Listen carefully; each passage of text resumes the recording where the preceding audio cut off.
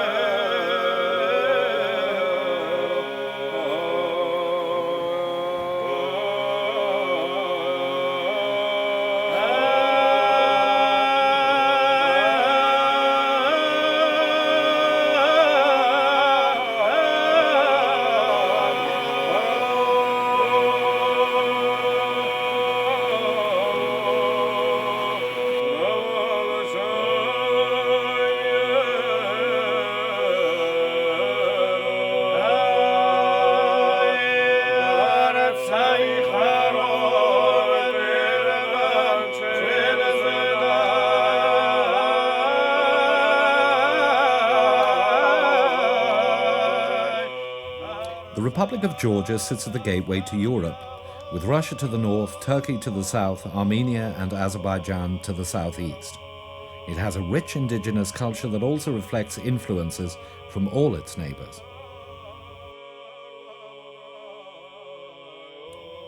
It's high summer in the South Caucasus Mountains, a region of great beauty and huge archaeological importance.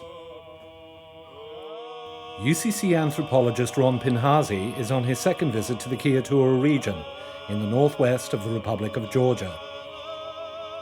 This time he is leading an international team of researchers and students, and they are hoping to begin the excavation of a cave system that requires extreme archaeology, engineering skill and strong nerves. His team will be looking for artifacts over 30,000 years old and human Paleolithic DNA. The aim of the project is to look at the Middle to Upper Paleolithic transition in the region of Imereti, which is western Georgia. It's a continuation in a way of my Science Foundation of Ireland project, which investigates phylogeography of Neanderthals in the southern Caucasus, where we are now, and comparing it to the northern Caucasus, which is over the Greater Caucasus range. So we are in so to speak, the southern slopes of the Greater Caucasus, which was a major geographic barrier potentially to modern humans and Neanderthals. And we started excavating this cave only this year, although it's been investigated or tested already by the French team led by Mariana Moncel and by Nika Tushabamishvili, where they found both Upper Paleolithic and Middle Paleolithic artifacts indicating that both modern humans and Neanderthals lived in this cave at some stage. Now, the interest of our team is been formed by the fact that we have a very deep 45 to 47 meter pit at the back of the cave, which is starting from a diameter of about 7 meters and going vertically down, drop for about 45 meters to a narrower outlet of about diameter of 3 meters. And interest in this pit is that it's been investigated by some alpinists and speleologists, and there are lots of both human and animal bones at the bottom of it. Now, so far we only got some dates of medieval human bones, and we also have some animal bones that we are analyzing now. It was necessary to build infrastructure to start this project. It is a very complicated project, very technically challenging, and safety and so on. And so we had to wait 2 years until we built, together with joint funding, this mechanical elevator, like a mining elevator, so we can actually reach the pit, because reaching it by ropes is not practical. I mean, it's possible, but it's not practical for carrying out sediments and actually carrying out excavation. So now it's the only beginning of this possibility. So we started it now in this season, and we also have a date of 23,000 for one of the shelves coming out of the pit of a cave bear, suggesting that the pit may have potentially very old animal and human bones. We believe it from the dates that the preservation of the bones is fantastic, perhaps because of the cool temperature and because of the karst environment, which is good for bone preservation, also for human and animal DNA. So we hope we can get a lot of information about DNA of animals in this region, which is very interesting, and it's done in collaboration with people at Trinity College Dublin and University of York and University of Mainz. And at the moment we are starting to work where the French team and us are working at the front. We are doing, so to speak, regular excavations at the front, exposing layers, understanding the geology and geoarchaeology of the layers, understanding the fauna, the animal, the subsistence, the lithics, and so on. We also did, together with the UCC collaborators, 2 trenches, one in the further in and one even further in to understand whether there was first human occupation or Neanderthal occupation inside the cave, between the pit and the front. So we're talking about approximately 60-70 meter corridor. And so far we already found lithics at the pit that Kieran excavated, about 15 or more, potentially Upper Paleolithic and maybe Middle Paleolithic too. And we also found some lithics further in, less, but we found some stone tools further in. So it suggests to us that possibly we have human occupation inside the cave. And this is, of course, already very interesting. Why were they occupying the insides of the cave? And what was the relationship to the pit? If there was a relation, did they use it for refuse? Did they use it at all? Did they accidentally fall in? Did animals fall in?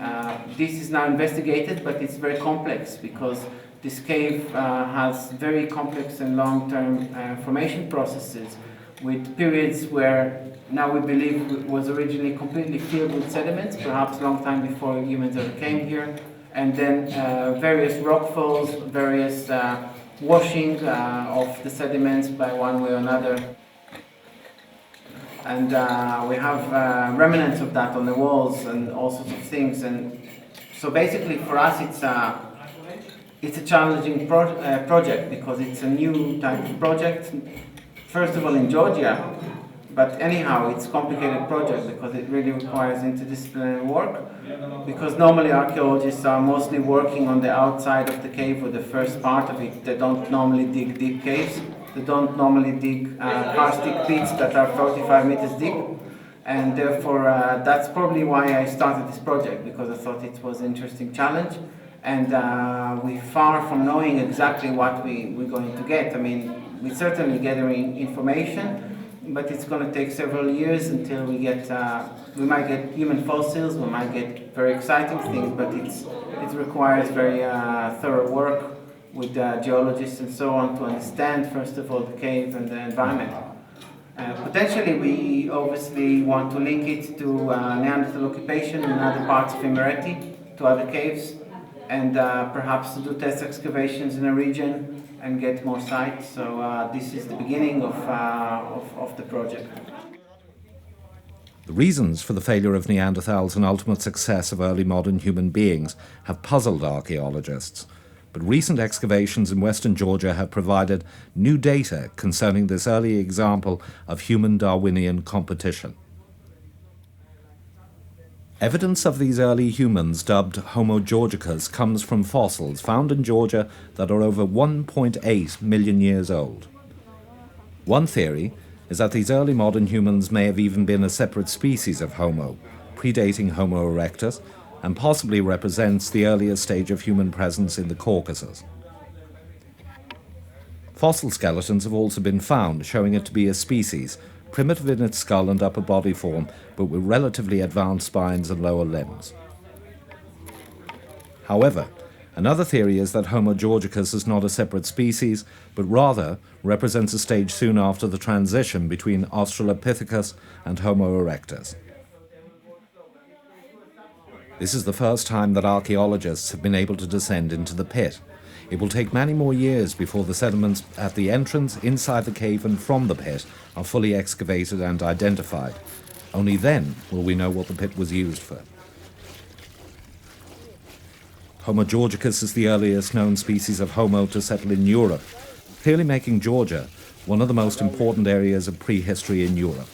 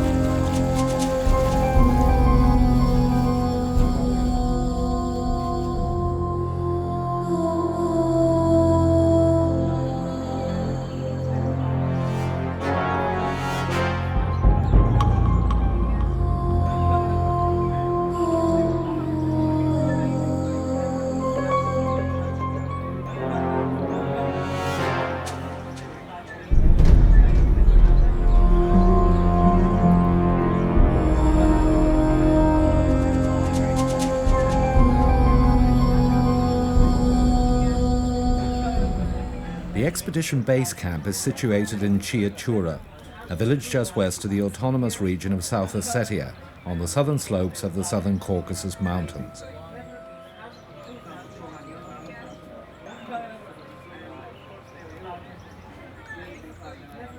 It's the evening of the first night, and as the team gathers for dinner, plans are being made for the first day of digging.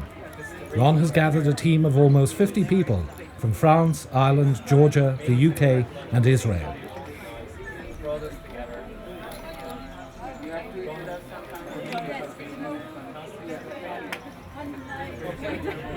Students and researchers have come from all over Europe to work on this project. Georgian archaeology students come from the Ilia University in Tbilisi. I'm amazed by what we're seeing here tonight.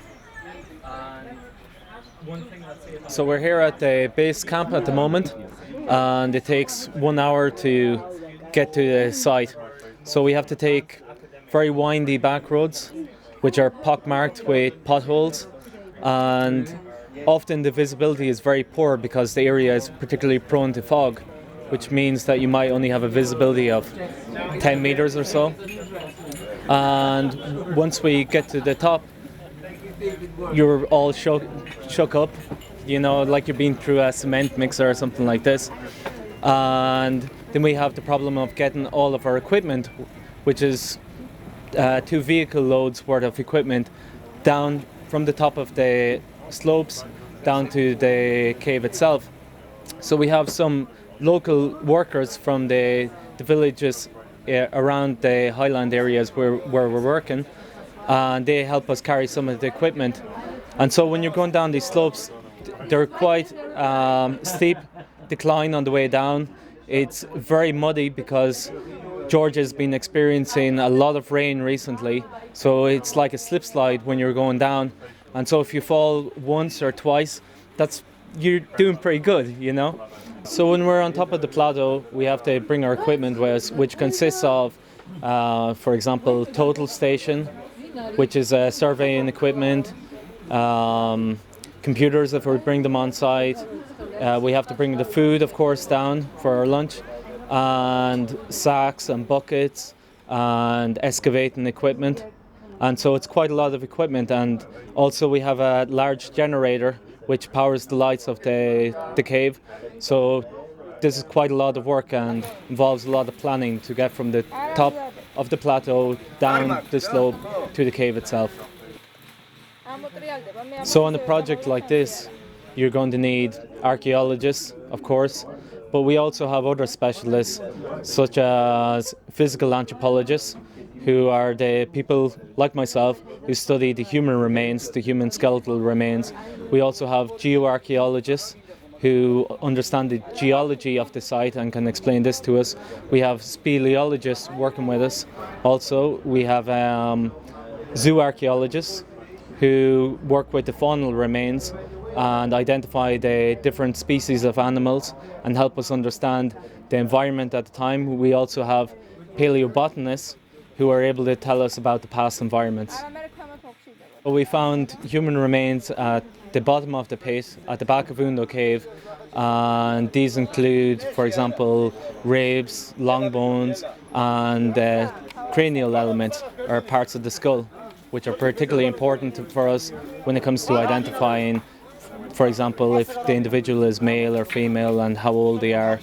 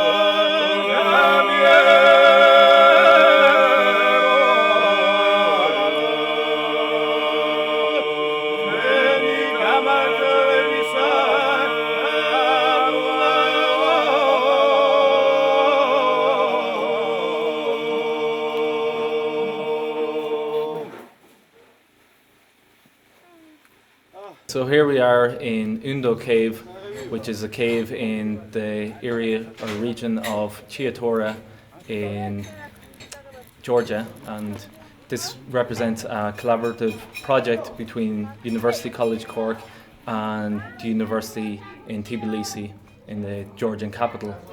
And this is a really incredible site because we have different occupation periods going back to the Middle Paleolithic, and so this is a time when Neanderthals would have been living in Europe before the appearance of early modern humans.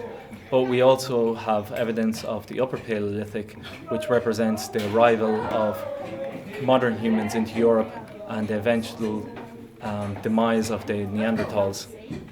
Beyond this, we also have more recent periods. We have some evidence of Neolithic and right through to the medieval period, where we find lots of pottery and bone and artifacts like this. My specific duties are to analyse the human remains. Any bone that we find at the site, I'm in charge of looking at this, trying to determine different characteristics from the skeleton about the particular person. So, for example, we might be able to say something about maybe how the person died, if they have any specific kind of trauma. We can tell the gender of the individual, if it's male or if it's female. We can also say something about the age of the individual, whether it's a young person, middle-aged, older person. So this is specifically what I do, but beyond this I also take part in the broader archaeological project of excavating the site and analysing and documenting other artifacts.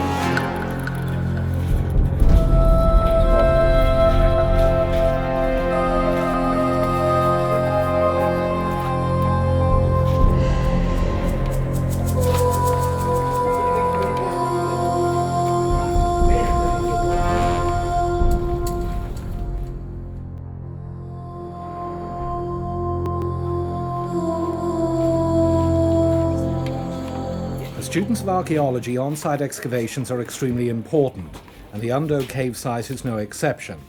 Here, students from Ireland, the UK and Georgia mix and exchange experiences, but more importantly, learn to work in an interdisciplinary way in an international environment. This has been the first year that archaeologists have been able to excavate the pit. Though the initial finds have been very promising, there is still a lot more work to be done and many more questions to be answered.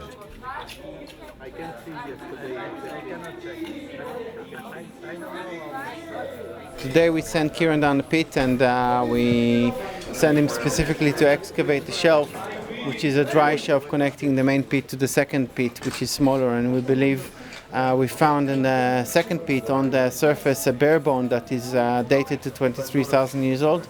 And so we hope to have some fossils in the second pit.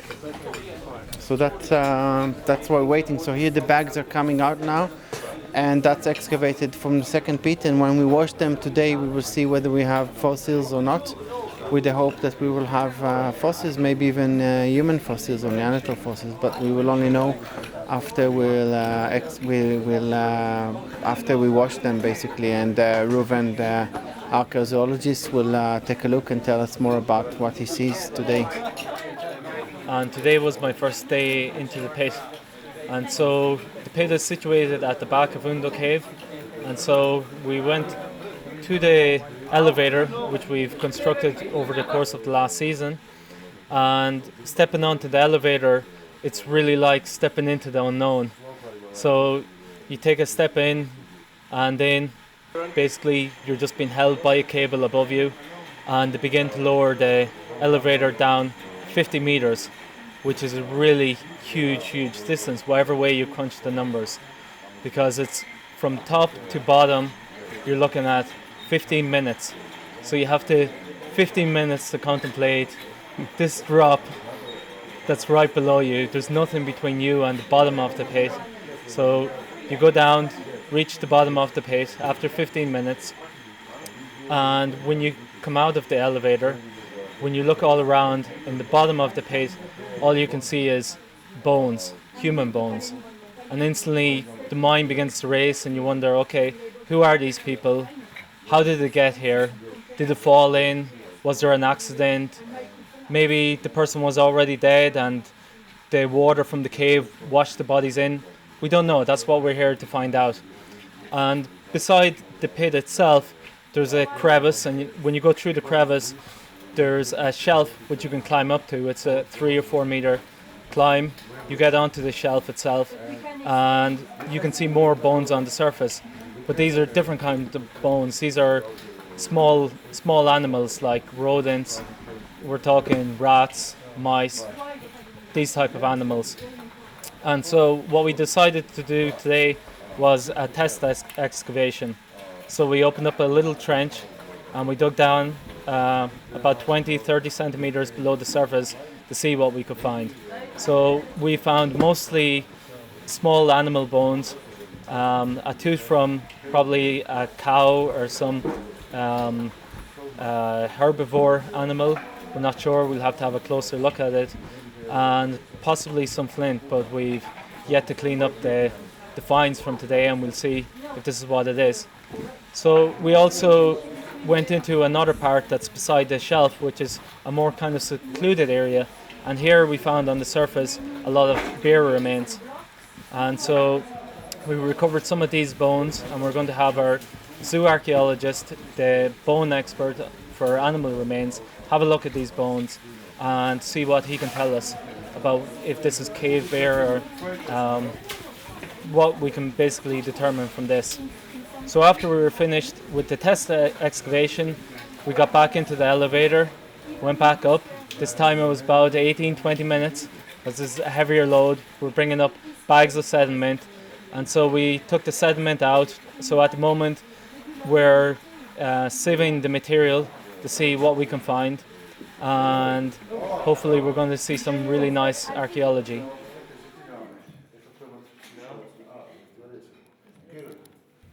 Sediment sacks from the excavations ready for washing and sifting are carried back up to the plateau. There, Kieran and his team wash and sort the day's finds. This is the first time that archaeologists have been able to descend into the pit. It will take many more years before the sediments at the entrance, inside the cave and from the pit are fully excavated and identified.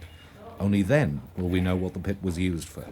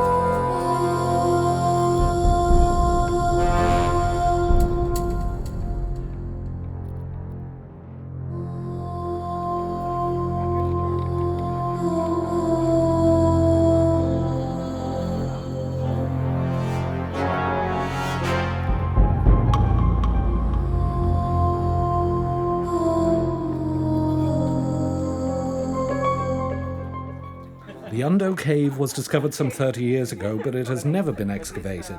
It's divided into 3 sections: the entrance, the tunnel and the pit. The cave has presented the researchers with some extreme archaeology, and over the last year, a lift and a cage had to be built so that the team could descend into the pit.